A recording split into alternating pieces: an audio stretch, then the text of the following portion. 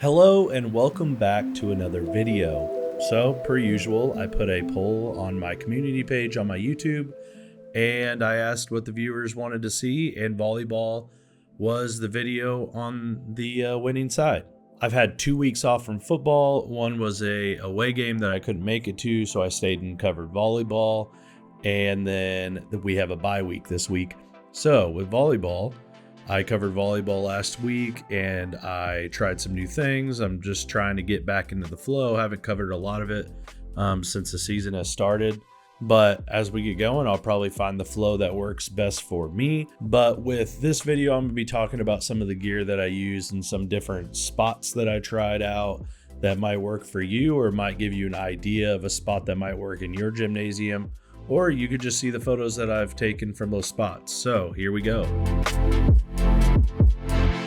So first off, I started around the bench pregame stuff with the 85mm while they're warming up, a little huddle, trying to get some portraits. And I was using the 85 f2 macro RF mount lens.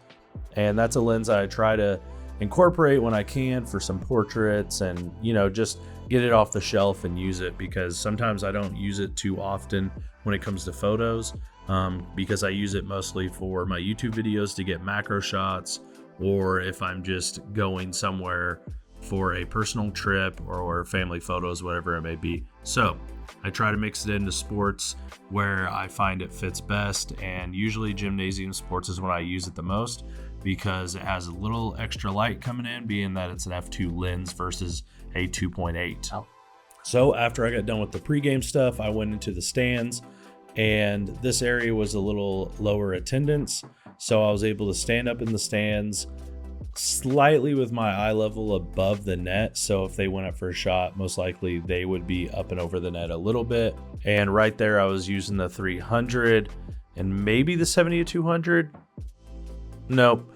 Started off with the 300 on one body, and on the second, I think I still had the 85 from the pregame stuff. And so I moved around for a bit with the 300, went down to the floor, went behind the scores table on a lower platform on the other side of the stands, and then worked my way up to the top platform, the top deck where I normally shoot from.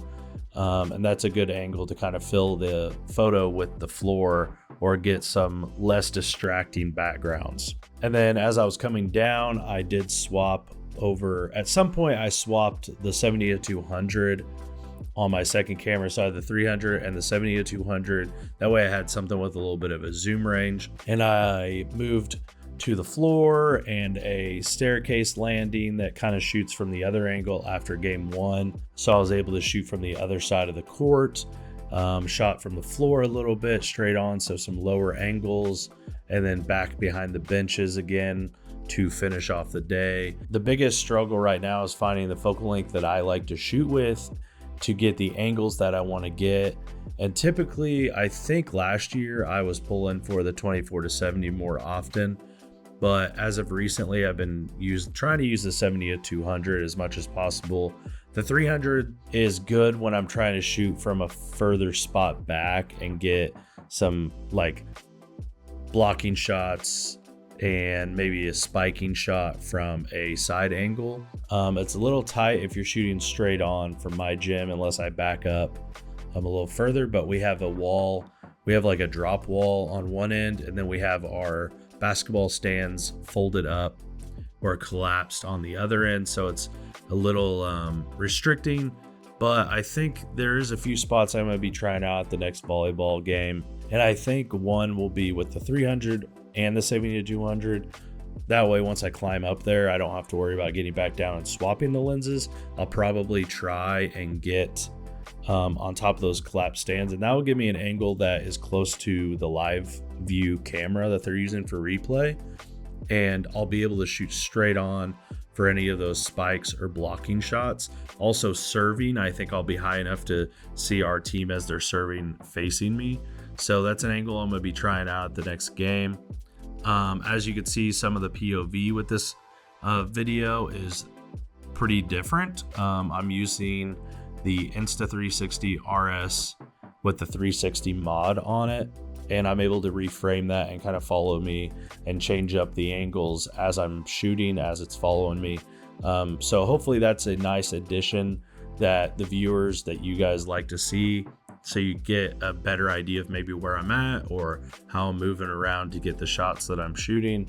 And you might be able to see the lens a little better. So if I mix up here in my voiceover, talking about what lenses I'm using, you'll see the lens in the shot maybe, and that might help you a little bit more. With that said, this video is just to kind of show you the angles I'm shooting from, some of the struggles, just trying to find the right lens, the right angle to get the photos that you want. I know I missed a lot of great opportunities at this last game getting some celebration shots. So my celebration shots I'm not a big fan of through the net, but if I remember, when I go back to the next game, I'll probably shoot with the 24-70 from courtside and sit on the floor. So when they go to cheer or something, I'm kind of shooting up at them, and that'll give me a good angle there. But with that said, I think that's it for today. So if you have any questions, put them in the comments down below. Don't forget to check me out on Instagram at Gorilla Photog to see my images typically before I'm doing these videos, or just photos from events that I cover that I don't do videos over.